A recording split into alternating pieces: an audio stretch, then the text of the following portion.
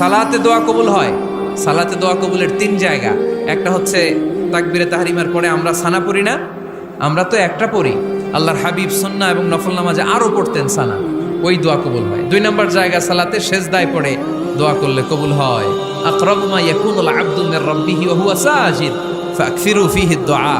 বান্দা যখন সেজদায় লুটিয়ে পড়ে, বান্দা আল্লাহর সবচেয়ে কাছে চলে যায়। তা কিন্তু বিশ্বনবী বলে, সেজদাটা তোমার রবের কুদরতি পায়ের উপরে পড়েছে। সেজদায় পড়ে দোয়া করেন। সালাম ফিরানোর আগে বিশ্বনবী দোয়া করতেন, লা ইউসাল্লিমান্না আহাদুকুম হাত্তা ইয়াতাআওয়াযা মিন আরবা'a। আল্লাহর হাবিব বললেন, চার জিনিস থেকে পানাহ না আছে আমার কোন উম্মত যেন সালাম না ফিরায়। তারা যেন পড়ে, আল্লাহুম্মা ইন্নী আউযু বিকা মিন আযাবিল কবর, আউযু বিকা মিন আযাবি জাহান্নাম, আউযু বিকা মিন ফিতনাতিল মাহইয়া ওয়াল মামাত, আউযু বিকা মিন ফিতনাতিল মাসিহিদ দাজ্জাল।